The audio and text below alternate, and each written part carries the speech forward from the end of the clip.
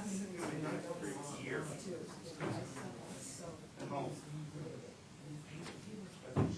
like to call the meeting to order at 9:35, and we have a forum. And if we could go around the room and everyone please introduce themselves and what agency you work for. We'll start with you. Good morning, everybody. PPACG with Community Intersections. I'm Linda Grundorf, I'm Iron Stratcom. At Ellis over Key. Joe Urban, Area Agency on Aging. Stu Smith from Concord. Maggie Ray, Teller Senior Coalition. Courtney Stone, the Independence Center. Sharon Brown, City Club. Right here, Double Cab Company. Liz Robertson, Division of Full Rehab. Gerardi, Discover Good Month. Erin Valley, Representative. Scott Phillips, PPACG for whatever acronyms we need to go And Gail Nelson in the cabinet. People in the. Please introduce themselves. I'm sorry, I'm spilling coffee over here. Clean up crew, you can't ignore. I apologize. I'm Claire Anderson from Innovations in Aging Collaborative. I'm Michelle Stone from Innovations in Aging Collaborative. And I'm Kelly Clayton with the Fountain Valley Senior Center. Stacy Dawson, Rocky Mountain Healthcare. Okay, welcome. Thank you for coming. So, next item is the agenda approval. Do you have any additions to the agenda? And has everyone had a chance to look at the minutes from the previous meeting held at the end of May? Would anyone like to make a motion? I actually have it. Religious, please, right? Consider Jubicata, Jubicata. Or number 3.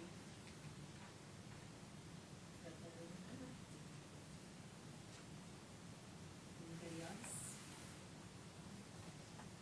So I move to approve with that edit. Aaron is being cautious. Is there a second? Second. Fred? All in favor? So now, any public comments for items not on the agenda? Scott Phillips, PPACG. Aaron, I was wondering, do you have anything on the fall updates? I do actually, that's what I'm gonna do Okay. next. I was just wanted to ask. Yeah. Is it on? No, it's not. Okay. What a dead one. No, I don't. Thank you. Okay, so I just wanted to give you guys a quick update on upcoming fall changes. But before I forget, I also wanted to let you know we did hire an ADA coordinator. He starts July 11th. His name is Jacob Matson, and I think you guys are really going to like him. So, fall service changes. We're increasing service. We're planning on increasing frequency on Saturdays on Route 7 and 27. We're adding Route 39 to Saturday service. Adding another round trip in the morning on Saturday for Route 12, just to kind of keep the schedules to where they meet. Route 4, we're adding weekday evening and Sunday service, because geographically that southwestern area is kind of underserved during those times. Route 6, we're adding one trip on Saturday, again for the schedules. Just a reminder, Route 33, our incline shuttle in Manitou, is going to run 6 a.m. to 6 p.m. And that's already been covered in the spring service changes, but just, quick update. Then timing modifications, we've got a couple little things. We're planning to move routes 19 and 39, the interlined route, to the on-the-hour pulse. It's currently on the 30-minute pulse. Route 16, going to do a little timing modification to facilitate better connection with Route 17 over on the west side. Routes 25 and 27, a little bit of timing modification to get better connection with the buses at the Citadel on the last trip of the day on Saturdays. Routes 1 and 11, minor time point adjustments. And then we do have a couple of location or routing modifications. On Route 5, we're planning to move from Weber to Wasatch in order to better serve the kind of there's a aging or age department 55 over, I think, something over there on Kiowa. So we're planning to go down Wasatch so that they can access it more easily. And there may be some changes to Route 9 or 19. It's still kind of being worked through, and our pamphlet will show all that. It should be on the buses July 5th. I know that's a lot. Good to know you've been, I guess you're making these changes in response to requests from the community or more funds? Yep, or- absolutely, all of the above. So we have 3 public meetings scheduled, 2 on July 12th, the morning at the Independence Center from 9 to 10, and then in the afternoon there, or evening, I should say, at 21C Library up north, 6 to 7. And then there's also one on the 14th, which is that Thursday, at City Hall from 5 to 6. Do you have a flyer or something put together? Not yet, but as soon as I do, I will email it. And the 21C meeting is on at 10. Sorry, I missed that. 12th. No problem. Did you talk about the reduced fare option for people with financial mobility card? We are actually not going to move forward with that until a later time.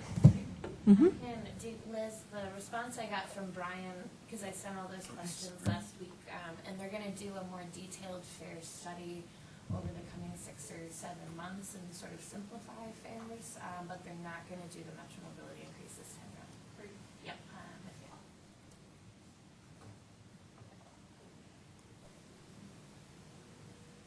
you. All right, that's all I have. Okay, And then I had a couple public comments. please. I just wanted to, it's not on the agenda, but I wanted to announce the winners of the People's Choice Drivers Awards and give a comment or two about what some of the writers said. But because Mountain Metro Transit has so many more drivers overall, we ended up picking 3 because they have so many nominations. So Charles Jennings was our first place driver. He needs to be Bus Driver of the Year, one of the best drivers Colorado Springs Metro has. He's very nice, knows his routes. Also, when you ask something, he's willing to help you out. Gary Maestas, I just like this comment because he's speedy fast. Go, Gary, go. Ricky Brooks was our 3rd place. Ricky is very courteous, helpful, kind, and caring driver who puts that extra effort into putting the handicapped as first priority. That's not to say that he treats other riders any different, it's just that he goes out of his way. But for the people that are here, Metro Mobility, Rob Bailey, his ability to wear 2 hats is commendable. Always has a smile and laugh. He has a great can-do attitude and follows through. I'm grateful he's there and should be appropriately recognized. Fountain Valley Senior Center was Wayne Peacock. He's better than all the other drivers put together. He also, the question was, can you explain why you're nominating this person? And somebody else on Wayne's was like, because I wanted to. His name's easy to spell. Yeah, there you go. Yeah. Community Intersections, Ray Schwartz ended up being our winning driver. He's friendly, he's patient, he's considerate, he's helpful. When my son boards the bus, I feel confident that they will treat him with kindness and that he will get all the passengers safely to their destination. He assists when the walkway is icy. I think my son is able to relax on the bus and not be so nervous. But I also wanted to mention that Dick was a very close second runner-up as their driver, and I wanted to mention, I thought it was on, my bad. Dick is a great person who's always willing to help anyone out. He's built good relationships with the people that ride his buses. He's more than just a bus driver. He's a friend. So, way to go. Very nice. Yeah, right. Amblicab, Melvin Smith. Melvin was my first driver. He instantly made me feel comfortable because he went through everything with me. He answered questions I didn't even have yet. The absolute perfect person for all first-time Amblicab users. Great sense of humor and smile. And then Silver Key was Jack Souders. The reason that I'm nominating him is he's very good with people and relating to them. Did I forget anybody? Fountain Valley? No, Yep, got him. Okay, so just want to let you know we'll be awarding those drivers at our luncheon on the 26th, and we're really excited. Thank you for all your support with that project. It's been really fun. And secondly, But I would like to say thank you for doing that and recognizing the drivers in our community, because I think they really do make a difference in people's lives, and it's that interface and their professionalism. So thank you for, recognizing them in a way that we can't and don't. Thank you. Right. Yeah, definitely. And just as a member of the Stakeholder Working Advisory Group for the downtown so it's the SWAG, which I think is a great acronym, for the downtown terminal relocation. We had a public meeting last week, but I just wanted to bring this out to you guys. It is a map of the proposed locations. These have gone through a round of analysis. So the green ones are still potential sites, and there's a description of them here. If you have an opportunity as we're passing around just to put a green sticker by your favorite and least favorite, and we can do that as you're walking out if that makes more sense, but I'll pass it around. But it's unofficial feedback, but if you have questions or thoughts about any of them, just write them down and I can respond. But I know it's hard to get to public meetings in the evenings for working people, so if I can bring a little bit of it to you, I prefer that. So that's all. Is the proposed Springs Rescue Mission expansion also identified on that map? No, it is not. The current terminal is, at least at the open meeting, they did have some landmarks. But no, it's not indicated on there currently. But anyway, and that's all I had. Thank you. Talk more later. Courtney, if I could follow up on that. I don't know if it's too late to possibly get this as part of the driver recognition. We do have an ambassador with the transit service, a gentleman by the name of Ron Anderson. And he's a real gem of a guy. He, out of his own pocket, I mean, this guy, he goes around to the local nursing facilities and ACLFs and all those things, gives presentations, provides information regarding the bus routes, how to use it. I get phone calls here once in a while, and I connect him with people looking to learn how to use the bus system here in town. He is a real asset to the community and to people trying to learn how to, they're getting out of their cars and they're having, learning how to use the system here. If it's too late, that's fine. But I think down the road, even by maybe this group here, I think it would be nice to maybe acknowledge Ron, give him some recognition. He's even been on he was I want to say it was last summer, I think, or last fall.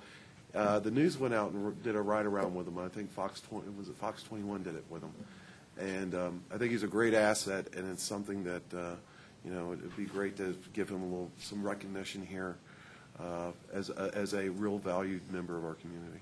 Maybe transit ambassador, People's Choice Transit Ambassador. I don't know. We only got one, so it's going to be a very narrow ticket on that one. But we wouldn't vote. I think this would probably just be more of an internal thing. But just recognition. And I know you mentioned that, and I apologize. No. We haven't talked about it, so it's just something that he does such a great job with everybody.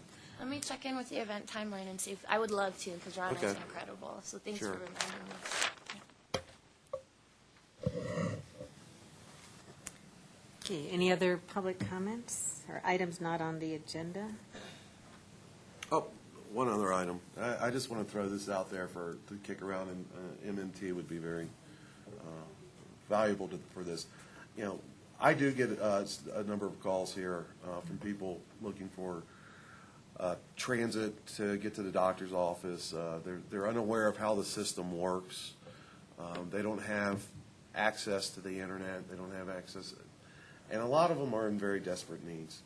And it's usually last minute. And you guys are wonderful. I mean, there have been people here that have really, really picked up the ball in the past few weeks. I've been getting, maybe it's the summer months, but possibly maybe thinking or considering down the road where we could issue some type of temporary 30-day pass to assist them as they go through the process to get their AAA or their ADA card.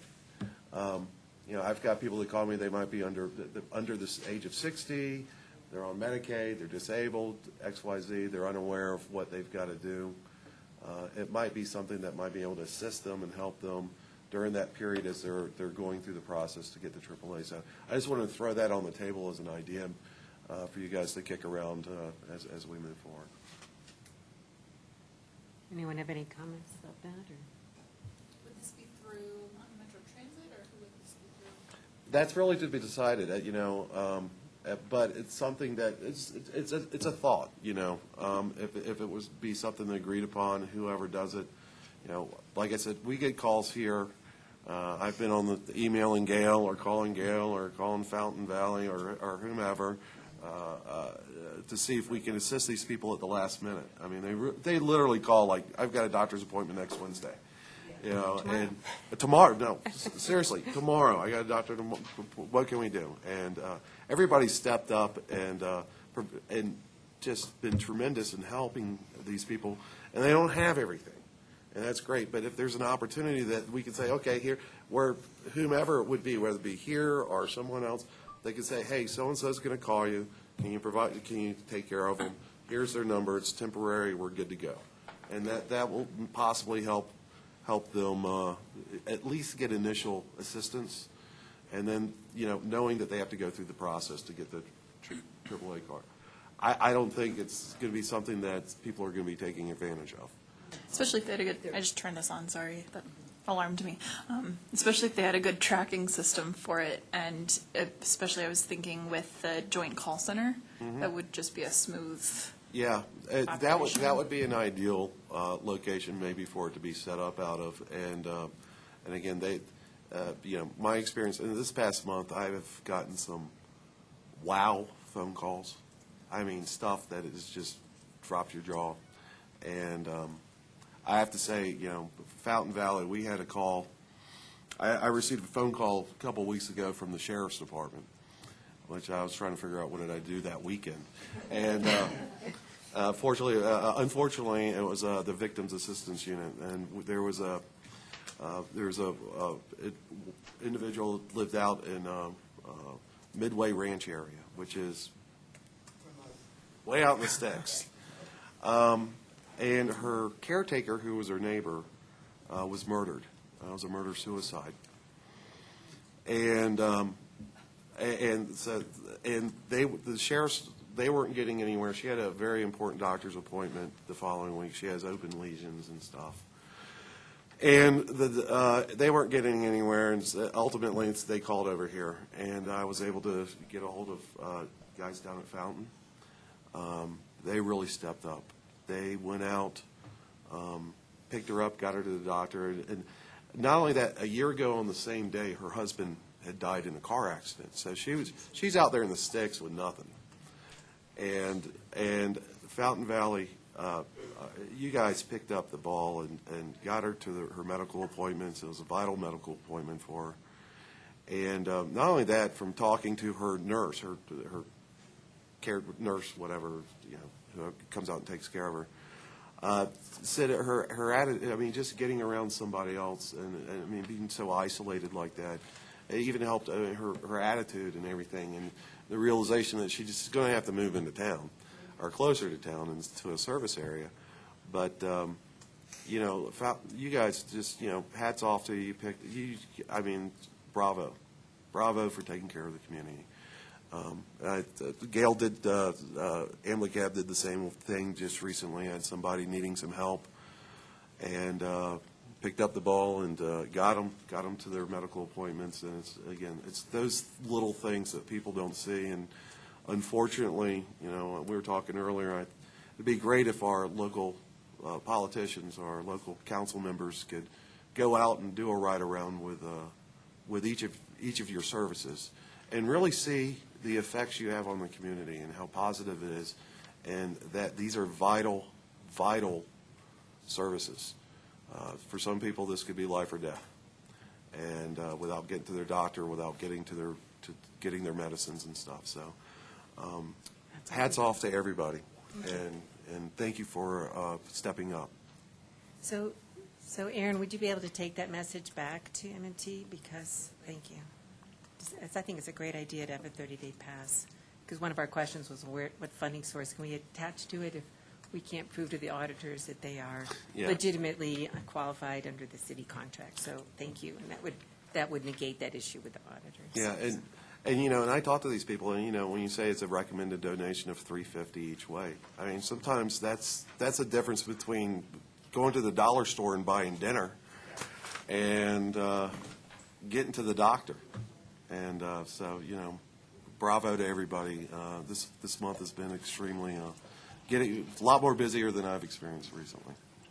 All right. Thank you. Anything else? So now we're on to 5, training, information sharing, and coordination opportunities. First up, Mr. Joe Urban. Thanks, Kim. Just want to give a brief update, and it is pretty brief, on the call center. We are making some traction, thanks to Pat Ellis for kind of helping move that along a little bit. But we had a conference call with Route Match last Monday, the 20th, and they kind of outlined some guidelines for the integration of the database. They are starting work on that. We are to set a date as a group as to when we want that to, as to when we want them to flip the switch. So Route Match is suggesting a date sometime in mid-August, and so we have to get together and make sure that that's convenient to all the providers that that's going to affect. From that point on, we just have to decide the timeline going out, and we haven't really got to that. Right now, the immediate issue is getting that that date established for the actual conversion. Obviously, trying to work around schedules, probably do it on a weekend, I imagine, and more than likely a Saturday evening so that we don't affect those folks that do have Saturday service. Questions for me?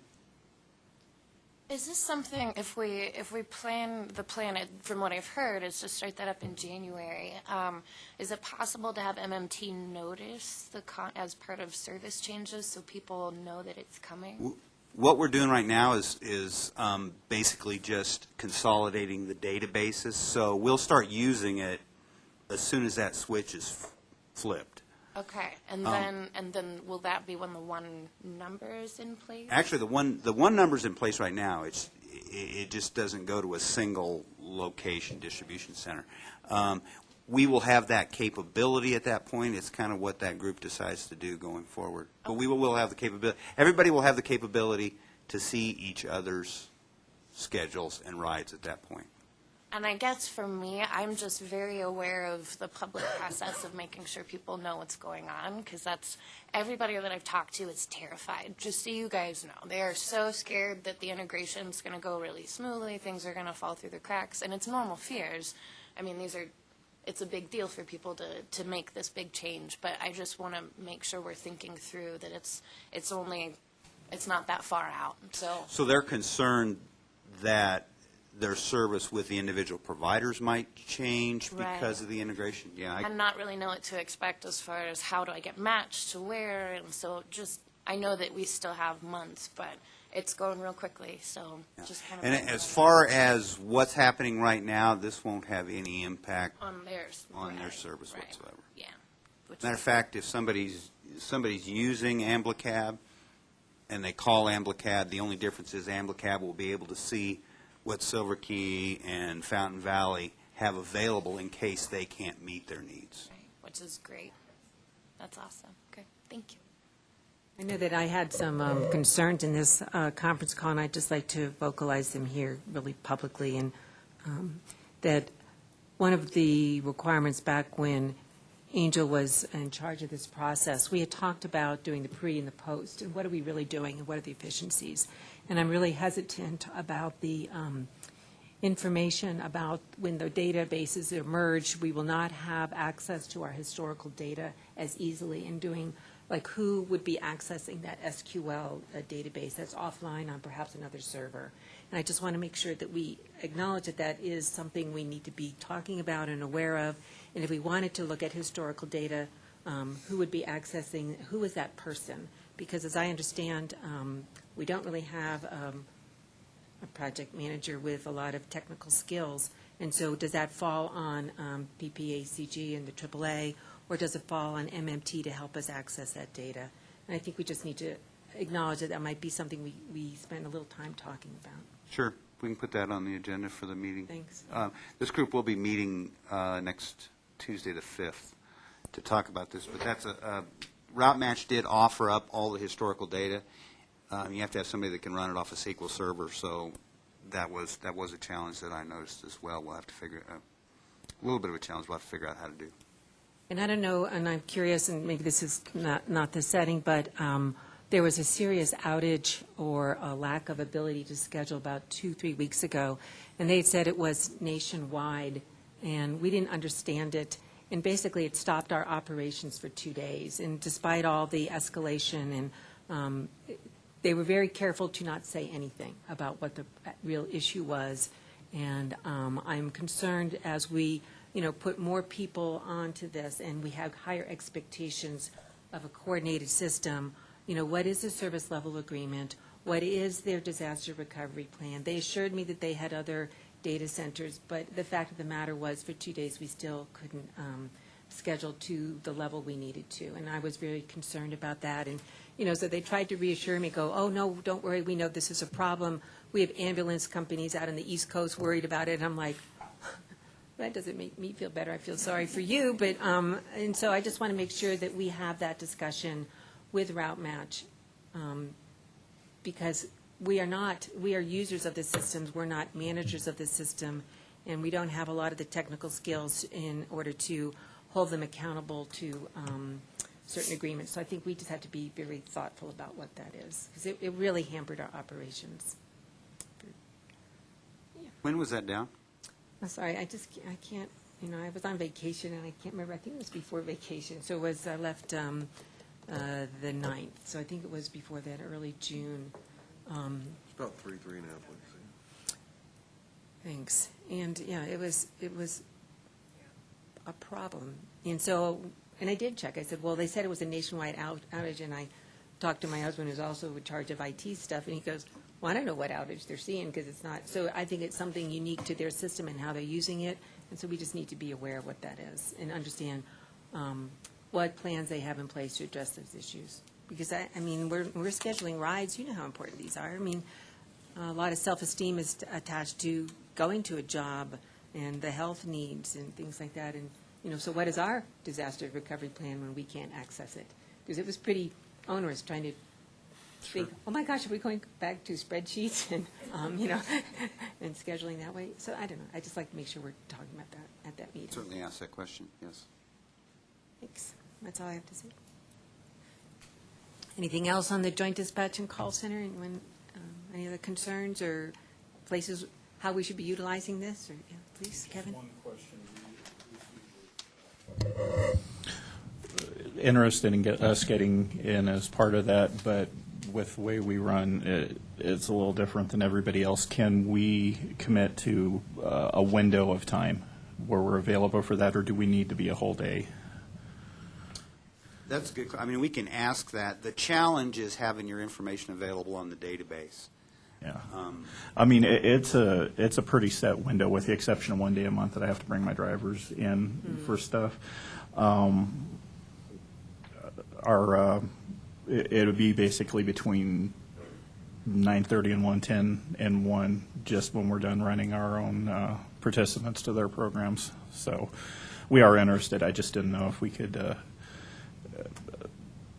like I said, we had to run a whole day, or if we can commit to a window of time. And we can certainly ask the, quote, add-on questions. I know your situation is very similar to Dick's in terms of you got dead time in the middle of the day. So we can ask that question, what the components are, because I'm sure that's going to come up in the future. What do we do if we have other providers that want to be involved in the system? Can I just ask where we can get more information, if there's a packet, website, anything like that? For the call center? For the call center, to share with clients. There is no information currently available, and until we complete, it's kind of a 3-phase process. It's start using Route Match, integrate the databases, and then go to the call center. We are just now to step 2. Sure. So I understand. I haven't been here that long, but I understand it's got a long historical base. Sure. As soon as we get some stuff finalized, I think we could probably get that. We'd probably put it on the PPACG website, I would assume. Great. Thank you.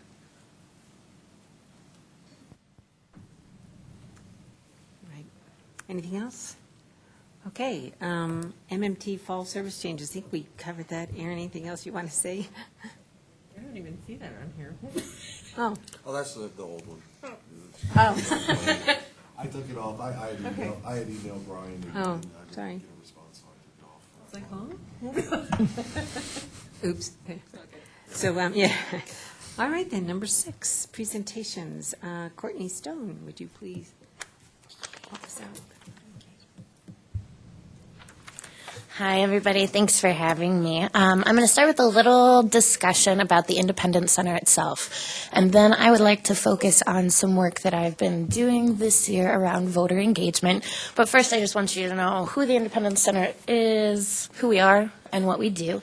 So I'm passing around the slideshow if you want a paper copy, a disability etiquette pamphlet if you want it, although I feel like most of us are pretty proficient in that, and then a brochure if you would like that as well. But I'll run through this pretty quickly since you guys are most likely literate and can read the slides yourselves.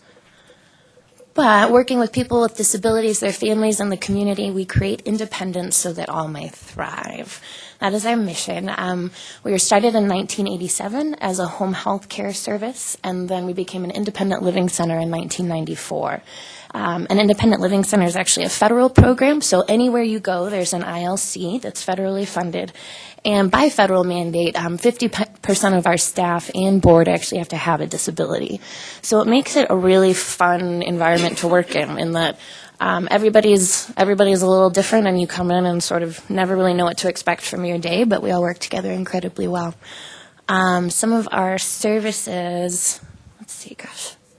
So we serve all types of disabilities and all ages. I think a lot of people kind of jump to the image of a person in a wheelchair when they think of a person with a disability, and it's so much bigger than that. So we've got services for deaf and hard of hearing, blind, low vision, physical disabilities, mental health issues, all kinds of good stuff. We have 3 divisions, essentially. One is our home health care, and that provides in-home care to people with disabilities that is client and physician directed at different sort of skill levels based on those clients' needs. And it's based on the idea that people have a better quality of life when they're able to choose as much about their environment as they can. So helping people stay in their homes is really important. In the past year, this is pretty exciting. We actually just opened our CNA school.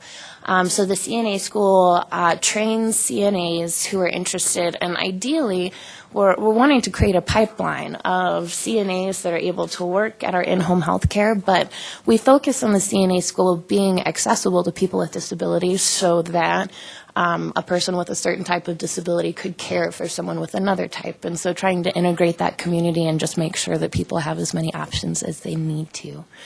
And these are all of our Center for Independent Living services. There's quite a list of programs. We have a total of about 250 staff. 80 of them are in office. And so these are the folks that are inside. I&R, pretty basic, just connecting people to resources. Advocacy, we do self-advocacy. We've got a youth advocate, a community organizing program, which is me and another colleague. We do a lot of work with lobbying, issue briefs, and ADA coordination and advocacy. So if those are issues, in particular, we have an ADA coordinator, so that might be interesting for you guys if you're having issues with ADA compliance. She is an expert at some of that nitty-gritty detail stuff, and is a great resource if you need help or advice as far as how to deal with things. Benefits, employment, and housing, pretty basic, again, helping people connect to those benefits and just navigate the system. And I'll just mention as a sort of core principle, we never want to be working harder than our consumers do. So we will support you with filling out your form, but we will not do it with you. We'll sit with you and walk you through the process. We'll connect you to resources, but we do expect people to take ownership of their own care, acknowledging that people care more when they actually were involved in the choice and the decisions. We've got life skill classes and assistive technology resources. So AT is really fun. We have a home modifications program to allow people, again, to stay in their homes. And granted, it helps quality of life, but it's also much, much cheaper than assisted living services for someone to get a $600 ramp to their house that allows them to stay in their place of comfort with in-home care versus being at a nursing facility where they don't have control over their environment and it's a high level of care that may not be necessary for their disability. Peer support, I love, and I already mentioned that half of our staff have disabilities, but again, core concept is that people that have gone through the experience are the experts on how to help you through that same experience. So our peer support program, it's all run by people with various disabilities, from multiple use wheelchairs or are blind, but the point is they can sit down and talk with someone and be like, yes, I was there, I understand that experience and that feeling of losing something that maybe an expert or a licensed professional may not have as emotionally as what people with disabilities need to sort of process some of that loss and change. And then CTS, this is our program that helps transition people out of nursing facilities and back into the community. And again, it's more economically feasible, but it's also just better for quality of life and people's happiness. And this is a fun program that we just started in the past year. It's our Veterans in Charge program. So we're working through the VA to provide in-home care, and it's veteran-directed. So essentially you are working for the veteran. They choose who they want to hire and what services they want to provide. And actually yesterday, we were the first person agency in Colorado that was actually reimbursed for this program. We weren't the first ones to take a client, but we were the first ones to get some money for it. So that was pretty cool. You guys know when you first start a program and you're like hoping all the billing comes through correctly. And so we got it all in yesterday, so we can kind of hit the ground running with this one. So that's really exciting. So those are our programs. Any particular questions? You've got the slides, but. I had a question. So I see the MS support group and TBI. So there are other support groups around the community. Mm-hmm. So do you work together with them, or why? I mean, I'm just kind of curious how. Yeah. Multiple groups. For us, I think it's our ideal is that we eventually integrate. But I think part of our intent is we get a lot of people that they just became disabled. And that process of finding out what you are still able to do, figuring out what you can't do, and the fact that that's okay, that there are other people that can't do those things, but they do them in a different way. So it's not that we want to sort of own the support group field, but it's more of a transition process of let's help you own who you are and then sort of send you out where you can find some more outside services and supports. It's a hard process. For people, especially if it's due to injury or something unexpected, to come out of that. And I mean, I just recognize even with my own background with disability that feeling like you are not the person, you're never going to be able to be the person you want to be anymore. And so kind of changing what it looks like to be the person you want to be is a big deal. Sure. Yeah. What about canines? We don't do any specifically. I guess I'll just mention as a resource, though, that if you guys have any questions about service animals as an organization, our ADA coordinator just put together a training on that because we've gotten a ton of questions, especially from retail places, like, is this a service animal? What questions can I ask? And so she has a really in-depth training on that if that's something you're interested in as well. Her name is Cindy Powell. I don't know her extension, but all of our emails are first initial, last name at theic.org. Mm-hmm. So any questions about the IC broadly, and then I'll jump in real quick to talking about voting. Okay. Thanks for your time. So I just wanted to talk a little bit about what the IC is doing around voting access, recognizing that we've got a presidential election in November and not too much later a municipal election in April 2017. As an organizer, know that this is voting is one of the core forms of power that if you're not acknowledging and addressing, you're not doing your job right. So all of these issues are, I mean, people ask with voting, like, does it really matter? And if you're thinking about the national level, I can understand that distrust that it doesn't. But I can assure you it matters at the local level because we interact with those elected officials and we know that their attitude towards the services that we need and provide can be influenced by the people they're representing, and that's our purpose. So not to say, so I will broadly state everything that we do is very 501c3 safe and nonpartisan. C4. Yes, If I could interject. please.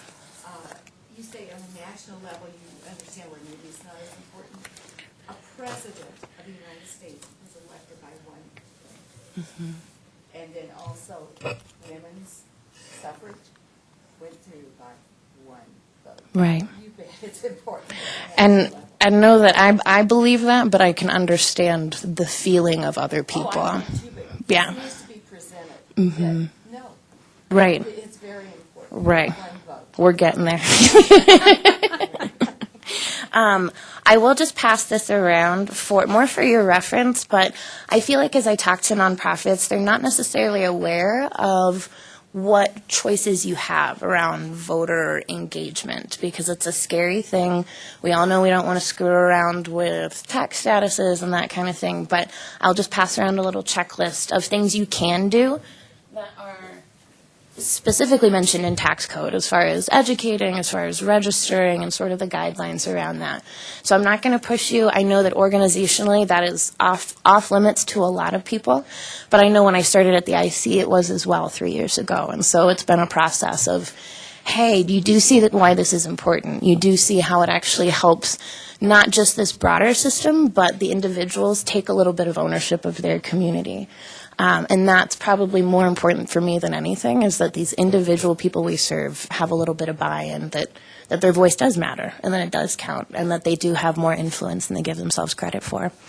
I'm going to get off on my thing.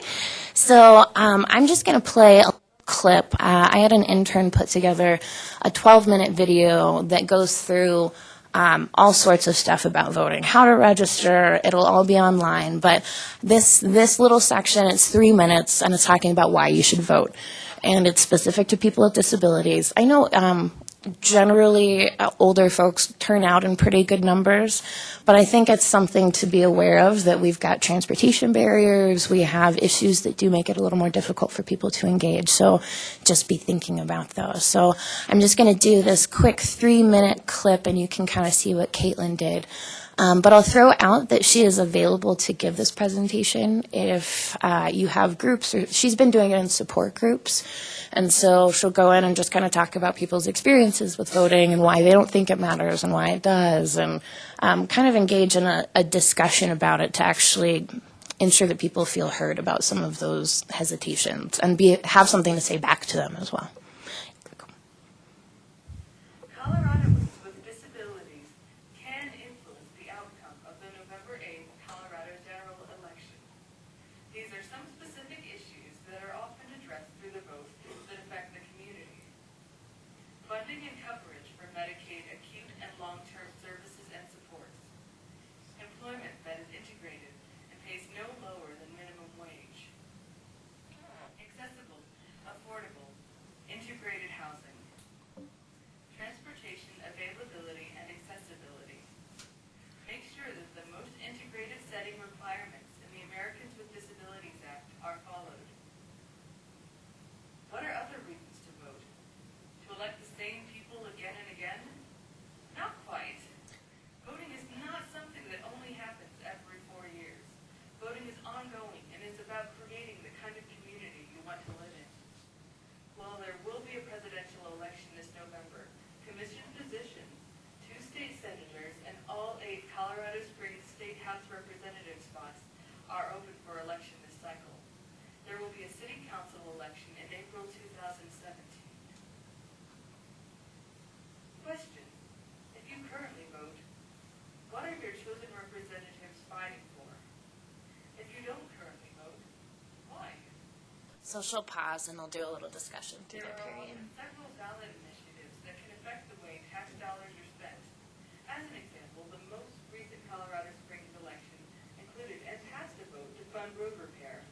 We had potholes that a full-grown man could fit inside, so there was definitely work to be done.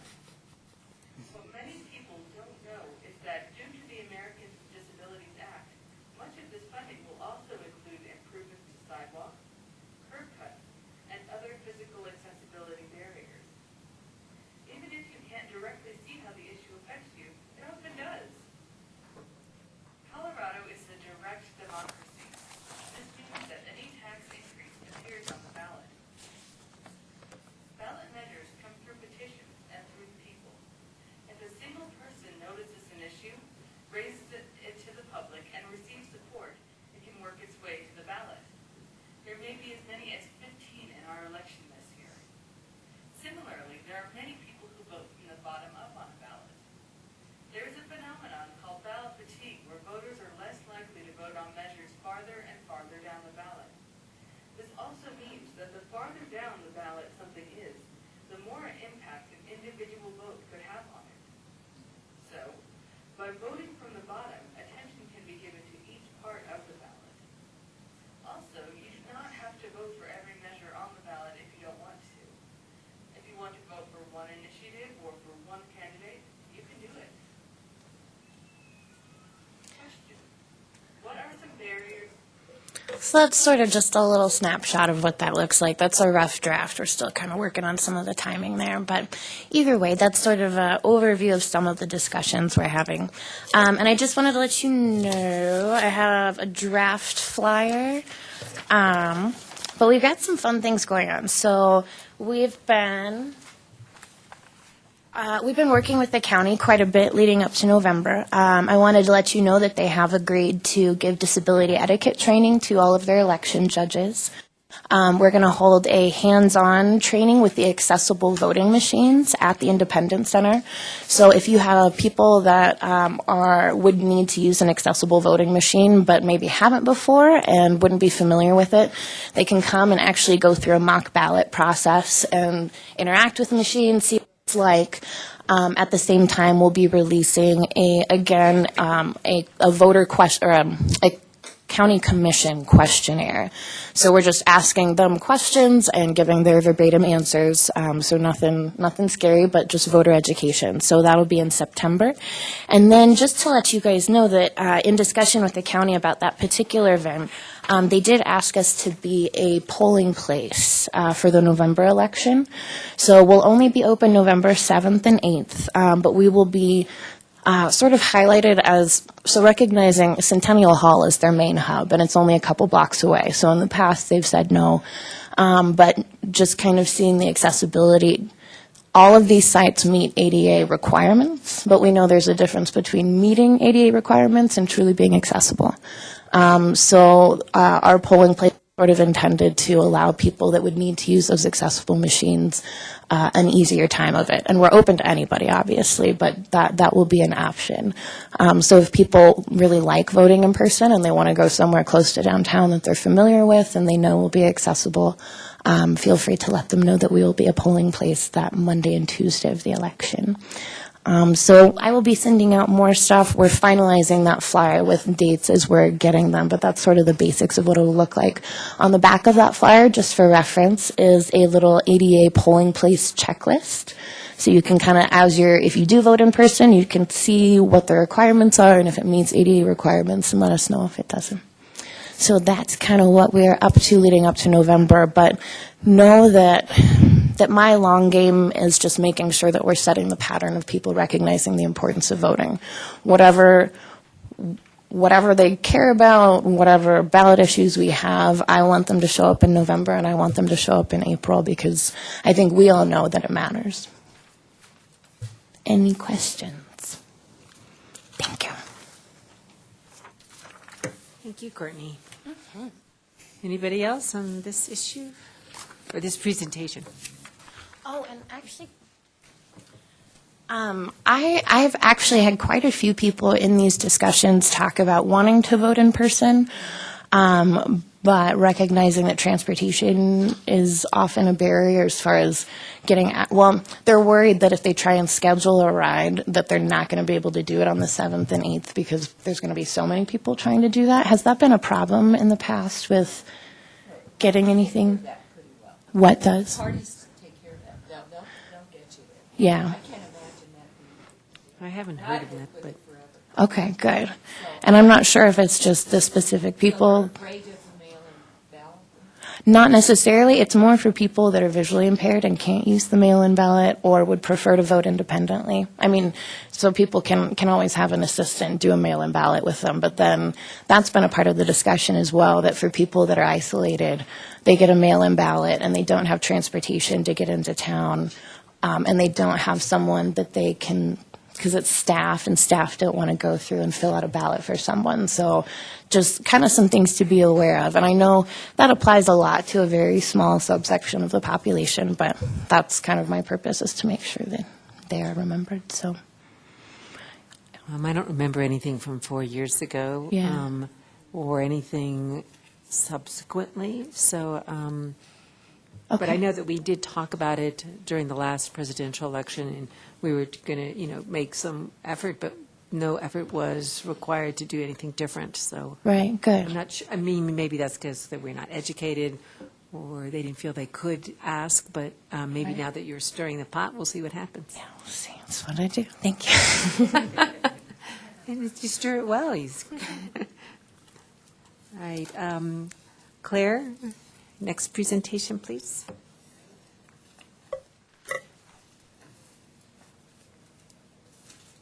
Good morning, everybody. How are you? Good. Good. Courtney, we were just sitting over there talking to ourselves and asking ourselves about homebound seniors and if the transportation or getting access or registering for a absentee ballot. Do you know what the deadline is for that? Is there? I'm sure there's a. So everybody receives the mail-in ballot for Yeah. this election. So an absentee ballot is sort of a, If you're unless out of they're state, unless they're out of country. state, Uh-huh. that would still apply for Right. you to mail it. Is that what you're thinking? Or just, so everyone will get something in the mail. I That's guess what I the- wondered, yeah. The barriers are that if you need a replacement ballot, or if you don't get your ballot and there was a mistake, you have to go into a voter service polling center. So even if Gotcha. it's not the day of the election, leading up to it, if somebody loses their ballot or they forgot to change their address, they have to go into somewhere and get that service taken care of. So I guess maybe if you guys could just kind of keep an eye or ear to the ground as far as any of these issues, and then thinking ahead a bit to April, that it's a much smaller issue, Right. but with the city elections, and I know this only applies to city folks, but we only have one polling center, which is right downtown. So if anybody loses a ballot, doesn't Right. get a ballot, whatever, they have to come to that one place, and that's tough. And currently the city, working on this, but currently the city does not have an accessible voting machine and does not plan to have an There's accessible maybe voting machine. 18% that So participate. working on that, but right now, the city election would not have an accessible voting machine, and there's only one voter service polling center, so that does create some additional barriers. I'd like to maybe address an issue that I noticed, because we have to sign the back of our ballots, and people that have maybe a disability or acquired disability, they do verify their signatures. And so I am not sure about that process for if you lose your sight, and I'm sorry, my handwriting changes, so I'm just kind of curious what that means to voters with, some kind of sight visibility or physical, writing disability, that we maybe educate them that their signature matters, because if it doesn't match, it is thrown out. Well, it's not thrown out. They okay, yeah. filter them through, so they've got a scanner that checks first, and any that are a little off, they actually have a person go through, and they should call and contact you. Okay. They I didn't know that. should, Okay. but it's a hard thing to know if, it's hard to know, I guess. But they do actually filter through. It's not just, that doesn't match, it's out. They go back through and actually they visually look at it with the election judges. So is there a way that maybe an elderly, do you register your signature to vote? Outside of when you register the first time in your polling place? Or, I don't know. That's a good question. I don't know. We should. I don't know if you can update your signature kinda weird. specifically, or if you can indicate that an X is sufficient. Let me check into it, though. And that's something we could look at too and I'm curious. try to educate ourselves a little bit about that. That's great. Yeah. Thank you. Thank you. Good. I'm Claire Anderson. I'm Executive Director of Innovations in Aging, and thanks for having us today. This is Emma Schistel, and Emma is our fellow at Innovations in Aging until Thursday when she leaves to go to Michigan to go to grad school. So we're excited for her, but sad for us to lose her. But we've been working on this initiative on age-friendly Colorado Springs for about a year now, and we're really excited to be at this point and to be able to bring this information to you all and share this with you. So this is a brand new PowerPoint, actually, that we just put together now that we're at this point. So I'm excited to take you through this. The Age-Friendly City Initiative is a program of AARP and the World Health Organization. And there's about 90 cities across the country that are designated as age-friendly cities. And Colorado Springs joined the network of age-friendly communities in March. And the process is a little bit backwards from what you would think it would be. You join the network and then you do the work. So after we joined the network in March, Innovations in Aging has worked with the city to create a strategic plan on aging for our community. Jan Martin, former city council president, served as the facilitator for this project, and we brought together 8 subcommittees of community members and professionals and local experts to work on this project in each of the 8 domains, and I think I'll tell you a little bit about those here in a second. So over 100 people over the last 8 weeks or so worked on this and created 3 to 5 actionable goals for each of those 8 domains that we will now, Innovations in Aging will now work with the city and with other community partners to implement those goals and objectives. So an age-friendly city really just means a city that's welcoming and open for people of all ages. We do have a specific focus, though, on older adults and on the aging population through this program. So like I just said, 8 committees, over 100 folks participating, 3 to 5 goals with action items under each of those goals. And they've created this strategic plan on aging, which Emma is writing the report right now for that. So our task is to complete that report, present it to Mayor Suthers this Thursday, and then send it to AARP for approval. And we hear that it's a pretty quick timeline, and we get the reports back quickly from AARP, and then we can share that report with the community, hopefully the end of summer, early fall-ish timeframe. So as we worked through all of these committees, the groups got together, surveyed the community, figured out what we do well at in terms of being age-friendly and where we could improve. Last year, in 2015, Innovations in Aging published a research study by Dr. Tucker Hart-Adams called Aging in the Pikes Peak Region, which talked about those projected demographic shifts and changes that we're going to see over the next 20-ish years in the Pikes Peak region. The number of folks 65 and over in the Pikes Peak region is projected to grow by 160% by 2040. And the number of folks 85 and over is projected to grow 337% by 2040. So a piece of that is the baby boomers kind of moving through the population. A bit of that is folks moving here to retire.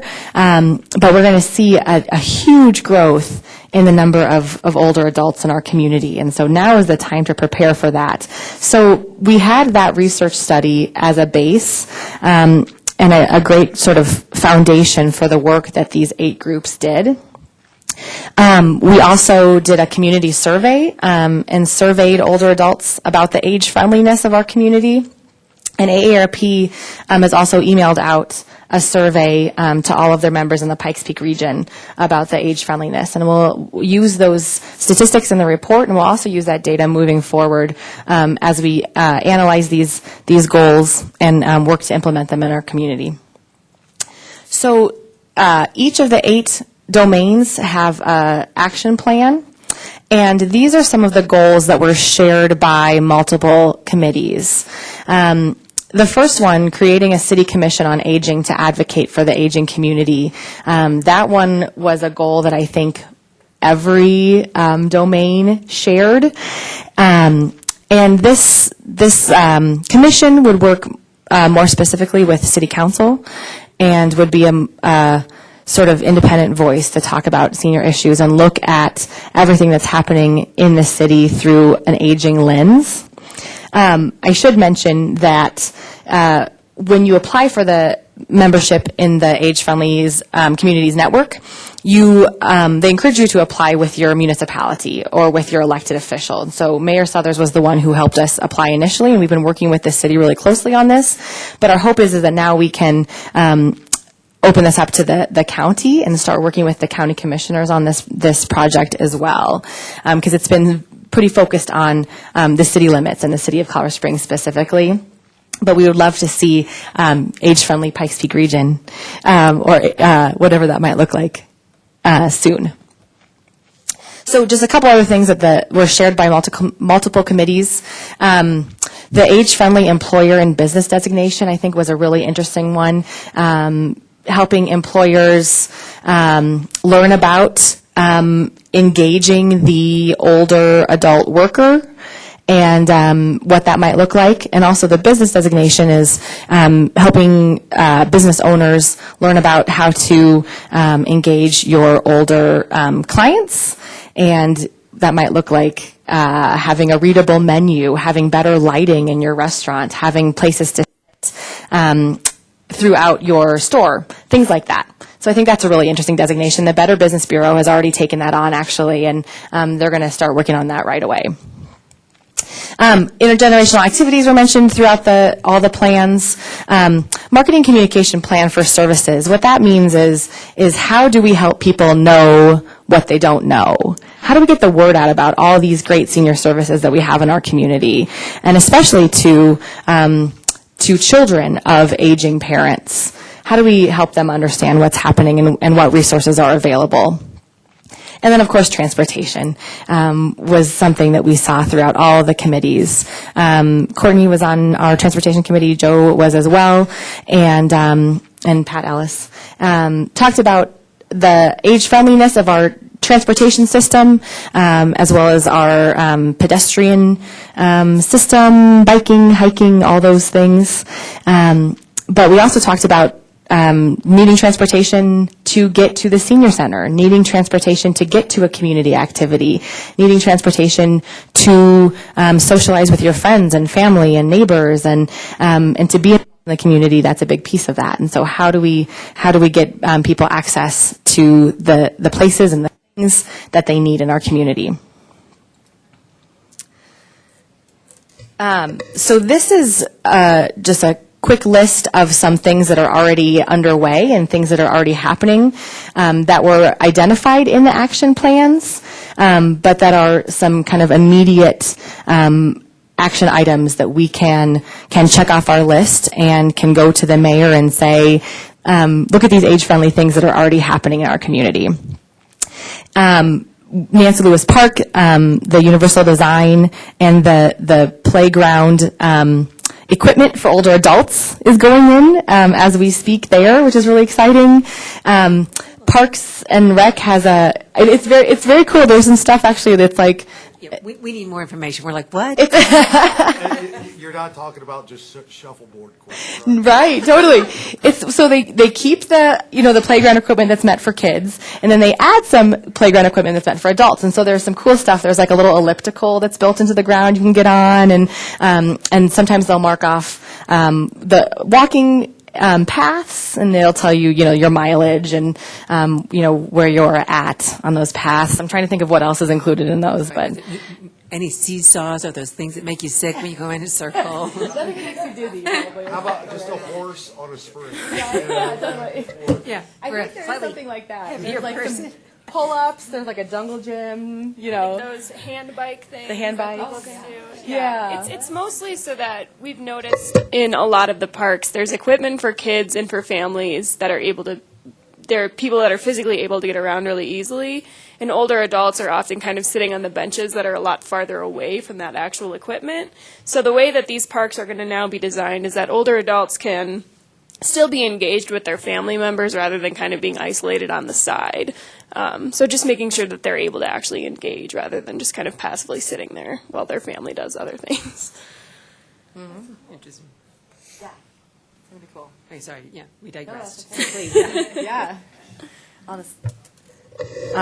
Just a couple other things about this. We wanted to mention the transit fares for seniors and the ambassador program that we think is great, and then the call center that Joe was talking about as well. There's lots of senior programs that are being implemented in WISE across the city, not just at the senior center. I think the Garden Ranch Y and the Briargate Y are the two sort of pilot programs for that. And so bringing those senior programs out into the community for those who can't necessarily get to the senior center easily or as often as they would like.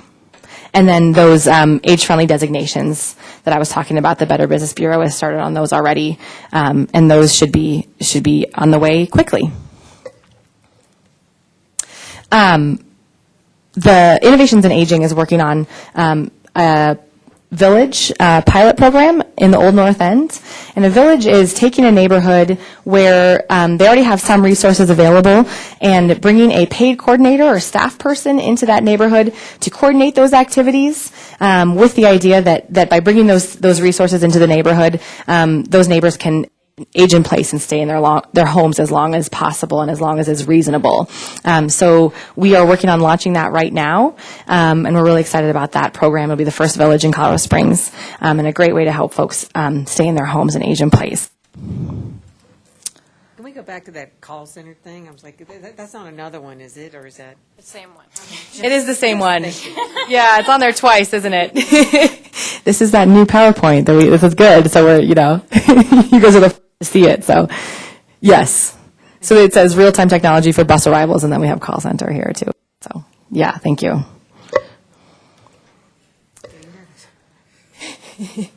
So this is a pretty long list, and I didn't bring copies of it, but I'd be happy to send it around to you all. This just lists some of the neat recommendations that have come out of the action plan. I don't know, do you want to just talk about some things that you think are really cool from it, and not necessarily from this list? It doesn't have to be. Yeah. I think one of the big things that we saw that was a trend throughout all of the committees was finding a centralized place for older adults to find their information. One of the comments on that survey that we sent out was, I'm happy that there are all of these resources in the community that can help me. Everyone's really nice, but I get really sick of having to get shuttled around from service to service to service when I'm asking for one question. So in each of our domains, including civic participation, having one organized resource that can say all of the volunteer opportunities that might be good for older adults.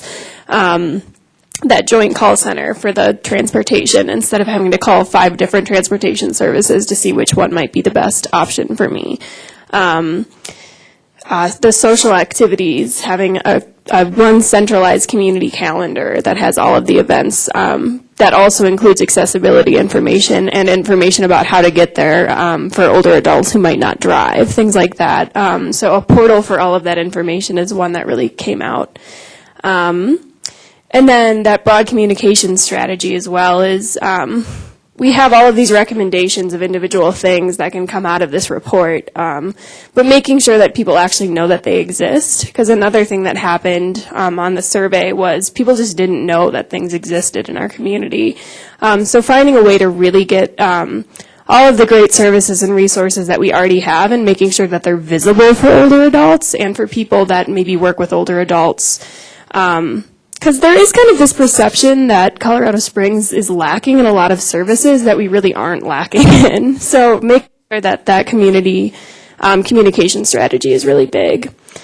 I'm trying to think of some of my other favorites. The Respect and Social Inclusion domain came up with a mobile community center for homebound seniors who maybe may not be able to make it to a YMCA or the senior center. So something that can kind of travel around to different neighborhoods and park in a centralized place that might have different activities that you can do in your own neighborhood. What else do we do? Community gardens was another big one, making sure that those are accessible for older adults. And that also goes along with the intergenerational piece of that, so working with Grescio maybe to make it even more robust. Yeah, a lot of the goals, they weren't these huge, innovative, crazy things. A lot of them were just making sure that the services we currently have are more robust, and that the things that are happening in Colorado Springs that maybe aren't seen as a senior activity or a senior resource can still be used by seniors. And the other thing that we talked about that I think is really important is the language we use around initiatives. So a lot of people are turned off of senior services because the word senior is in the title. So making sure that we can make all of those services appealing to the people that would benefit from those services without making them kind of averse to it because they don't feel like they themselves are an older adult. Yeah. Yeah. That's great. I think another cool one is Parks and Rec. They're working on a trail rating system, so they would rate the trails similarly to ski trails, blue ski runs, blue, green, black, and then with a little note about the accessibility of each trail and who the appropriate audience might be for that trail. It's a really neat thing for our community since we have such a great parks and trail system already to be able to make that even more accessible, and so folks know which ones are appropriate and great for them and their families. We won't take too much of your time, but I just do want to talk about the next steps. So we are going to be holding a couple focus groups where we will share this information, the information that's in the action plans and in the larger report, and get some input from community members on what those actionable items are and where our immediate goals should be, what we should focus on first. We're also working with the Innovations and Aging Board of Directors to figure out what we should tackle first, where the low-hanging fruit is, and where those sort of quick wins are for us at the end of 2016 and then into the beginning of 2017. The mayor has said to us, Innovations in Aging, go ahead and find funding and partners for these action items. So it will be our task to seek the appropriate community partners, figure out who might be interested in each of these goals and helping us implement them. So we are working on that right now. And I think that it will be interesting. Some community organizations and some folks have already come to us and said, this goal really rings a bell for us. We're going to take it on, like the Better Business Bureau and some other folks. And so it'll be interesting to me as we take this around to see who kind of immediately picks up on some of those neat action items and wants to take them on as an organization. So we will share the full report with you all if that's something that you'd be interested in seeing. Once we get it back from AARP. So hopefully this summer will be that time that we can share it with you and you can take a look and read through the full report, see if any of those things are really cool to you all and what you might want to work on. I'll especially share the transportation piece with you all so you can take a look at the goals from that group and see what you think about those. So any kind of feedback that you'd like to share with us, we'd love to have that. And we'll have it up on our website after it's given the okay from AARP. Any questions about this? Okay, is Nancy Lewis the only one that's doing the senior right now? It is right now. Right now, yeah. Yeah. The action item for that particular goal was parks. So Nancy Lewis was the low-hanging fruit because they already had plans to do that. But Memorial Park is the other one that we're trying to hit because the two goals individually for the parks was identify 2 highly utilized parks and make them age-friendly, so that's Nancy Lewis and Memorial, and then identify 2 underutilized parks and use those as pilot programs to get more age-friendly infrastructure in them. Okay, what about any of the county parks? Is it just Colorado Springs? It's just city right now. Yeah. Just Colorado Springs. Yeah. The reason we did that is because they recommend that you start with just either the city or a small area and then expand it. And we just went to a conference in Denver, and they were talking about how that can be really challenging if you don't do that, just based on crossing county lines and things like that with policy. So we're starting with this and then hopefully trying to expand. Okay, and then I do have another question. What about, are you putting in like swings for seniors? There was this one really cool example. I don't remember which park it was, but there was like Like a front porch. front porch swing, like at a park. So not like a woo swing, but like just a nice seat that's a little more fun that you can sit on. And then, There's wheelchair, gliders. or something. yeah, exactly, things like that. Yeah. Yeah. Because in Canada, at the bus stops, and I don't know which city it is, they have swings. Oh, that's cool. Yeah, another one of our goals was the downtown terminal relocated and designed to make sure that it's very accessible and like has fun things. Because one of the big things was people are nervous about using public transportation because it's kind of seen as dangerous. So if you can make it have that fun aspect, it's much more approachable for people.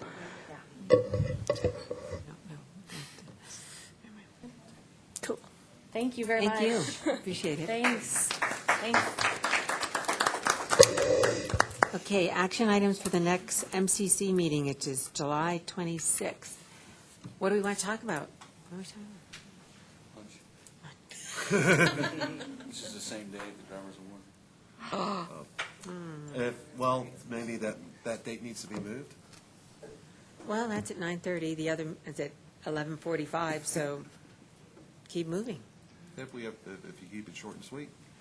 I'm sure we can do that. I know that before Michelle McGowan left, she was preparing some sort of presentation, and now that I've replaced her, I don't know if you wanted to reach that. Please. I don't know what she was preparing. If you had any information on that, I'm sure it's just a general, what DVR is, that sort of thing, what services we provide, so I can. I'll send that over, because we do have a list for the presentations for the entire year, and I think that was supposed to be back in March, and we did. Okay, sure, if you can send that to me, and I can prepare for whenever meeting. Thank you. And I'd like to see us address, what is a local coordinating committee, and why are we here, and what are we trying to do?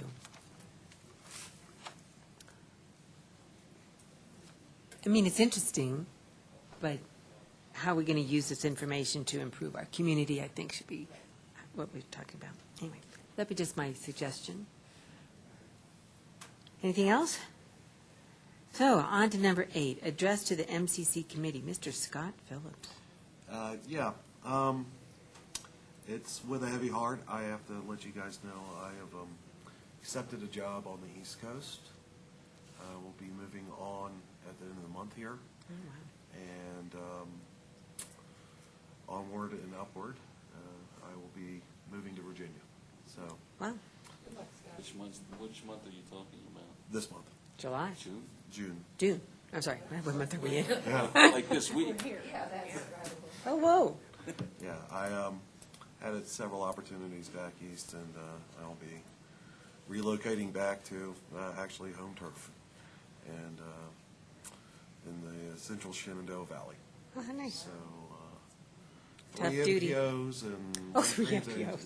One rural, two small MPOs, a rural one, and transit. So, a lot of work in a small community. So, it's been a great. It's been my honor and pleasure to get to know all of you people as we've gone through the process. I know it's been short. You guys are doing tremendous things here. Keep the ball rolling forward, because you guys are really doing it. Such a wonderful job here in the community. I'd like to thank Joe and Rob for their support for everything that's been going on. And again, I applaud everybody's efforts here. It really has shown me how important this element of our community that this is, and how little focus is put on it, and how really it seems. I really wish there was a bigger to do and bigger noise put out in the community about what you guys are doing and accomplishing and improving people's lives. And I just want to thank everybody. Thank you. Well, good luck to you, Scott. Yeah. Well, thank you. And we want to thank Scott as well for the jumping into this role and taking charge of it and going with it over the course of the last half year. We appreciate all your work. Thank you. By the way, and I'll go ahead and set the agenda up before I'm out of here, so it'll be out way early. Just follow up, I guess, a transition for right now with you, Joe. Yeah, that's my next question. Possibly, yeah. We're actually looking at options right now. We're not exactly sure what we're going to, how that's going to roll, but we will have somebody in place to probably help with that. So I'm not going to leave you hanging. I was going to say, it's going to be you? I'll have something set up and you guys can work on it. Thank you.